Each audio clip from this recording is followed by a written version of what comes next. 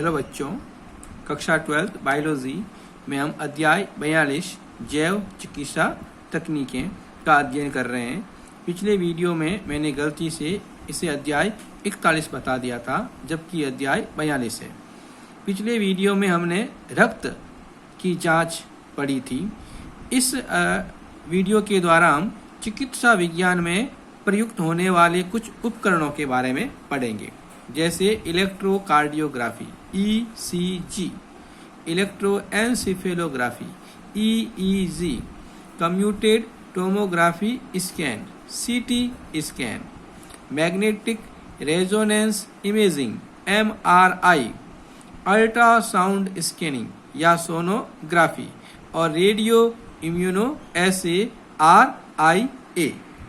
तो बच्चों, अब हम शुरू करते हैं इलेक्ट्रोकार्डियोग्राफी। इसमें क्या करते हैं, विद्युत संकेत जो हृदय से निकलते हैं काफी कमजोर होते हैं। इन कमजोर विद्युत संकेतों को एम्पलीफायर द्वारा और अधिक पावरफुल बनाया जाता है। तो उन विद्युत संकेतों के आधार पर हृदय की असामान्यता का पता लगाने का यंत्र इलेक्ट्रोकार्डियोग्राफी कहलाता है। और इस इलेक्ट्रोकार्डियोग्राफी में एक ग्राफिकल रिकॉर्ड प्राप्त होता है, जिसे इलेक्ट्रोकार्डियोग्राम या ECG कहते हैं। तो ये जो आपको डायग्राम दिख रहा है, ये इलेक्ट्रोकार्डियोग्राफ का है, इलेक्ट्रोकार्डियोग्राफी यानी वो यंत्र है जिसमें ये जो आपको दिख रहे हैं वो इलेक्ट्रोड है। ऐसे मोस्टली 3 इलेक्ट्रोड होते हैं, जिसमें से एक इलेक्ट्रोड को वक्ष पर, एक को कलाई पर और एक को हाथ पर लगाया जाता है। और इस यंत्र से एक ग्राफिकल रिकॉर्ड, जैसे आप ये देख रहे हैं, ये ऐसा ग्राफिकल रिकॉर्ड प्राप्त होता है। इस ग्राफिकल रिकॉर्ड को इलेक्ट्रोकार्डियोग्राम ECG कहते हैं। इसमें ये P, Q, R, S, T ये तरंगें होती है और इन तरंगों के आधार पर हृदय की असामान्यता का पता लगाया जाता है। ये जो 2 लाइनें आपको दिख रही है, इन लाइनों के बीच का डिस्टेंस है वो 0.2 सेकेंड को कवर करता है। ECG के द्वारा हम कोरोनरी थ्रोम्बोसिस, पेरिकार्डाइटिस, कार्डियोमायोपैथी और मायोकार्डियोसिस जैसे हृदय रोगों का निदान कर सकते हैं। वेक्टर कार्डियोग्राफी ये वाकई में इलेक्ट्रोकार्डियोग्राफी है, लेकिन इसमें 12 से अधिक इलेक्ट्रोड उपयोग में कर लेते हैं और उन्हें शरीर के 6 अलग अलग भागों पर लगाया जाता है। Next, echocardiography. इसमें अल्ट्रासाउंड के आधार पर हृदय का चित्र प्राप्त किया जाता है। Doppler echocardiography. इसमें डॉपलर प्रभाव के द्वारा हृदय से गुजरने वाले रक्त प्रवाह का वेग ज्ञात किया जाता है। अब हम दूसरा उपकरण शुरू कर रहे हैं, इलेक्ट्रोएन्सेफेलोग्राफी EEG। इसमें हृदय से मस्तिष्क से निकलने वाले विद्युत संकेतों के आधार पर मस्तिष्क की संरचना और उसके रोगों का निदान किया जाता है। इस निदान में जो यंत्र काम आता है वो यंत्र कहलाता है इलेक्ट्रोएन्सेफेलोग्राफी और इसमें भी एक ग्राफिकल रिकॉर्ड प्राप्त होता है। ये ग्राफिकल रिकॉर्ड कहलाता है इलेक्ट्रोएन्सेफेलोग्राम। इस डायग्राम में आप इलेक्ट्रोएन्सेफेलोग्राम देख रहे हैं। ये जो आपको तरंगें दिख रही है, ये बीटा तरंगें कहलाती है। ये जब व्यक्ति खुली और सक्रिय आंखों से जगा हुआ है तब इस प्रकार का ग्राफ प्राप्त होता है। ये जो ग्राफ आपको दिख रहा है ये अल्फा तरंगें हैं। ये आराम की स्थिति में जब व्यक्ति आंखें बंद करके लेटा हुआ होता है उस समय निकलती है। ये आपको दिख रही है ये थीटा तरंगें हैं, ये झपकी आने पर मस्तिष्क से निकलती है। और ये जो आपको दिख रही है ये डेल्टा तरंगें हैं, ये जब व्यक्ति गहरी नींद की स्थिति में होता है उस समय निकलती है।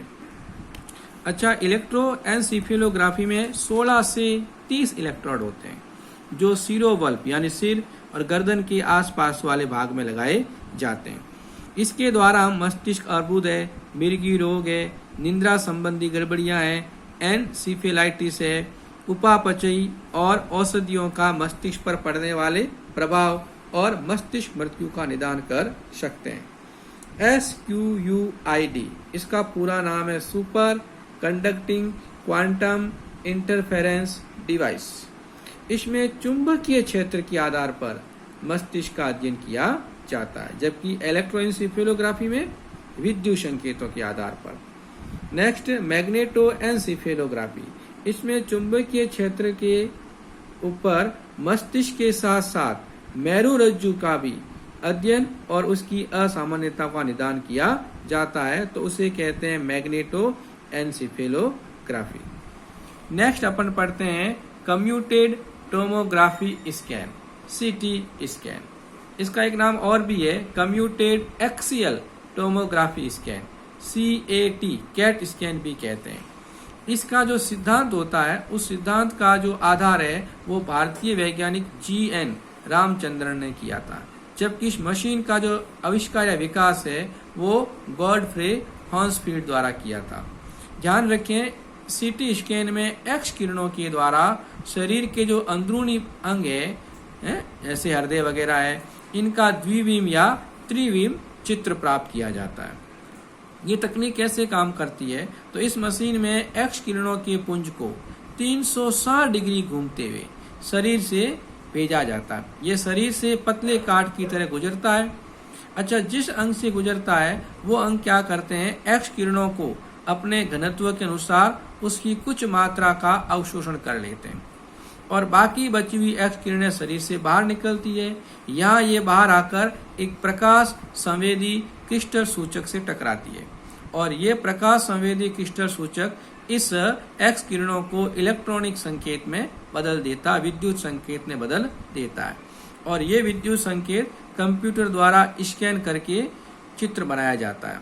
अच्छा, ध्यान रखिए, ये जो ऊपर वाला प्रक्रम है इसकी बार बार पुनरावृत्ति करते हैं तब तक जब तक कि ये एक्स किरणें उस अंग के सभी कोणों से प्रक्षेपित ना हो जाए।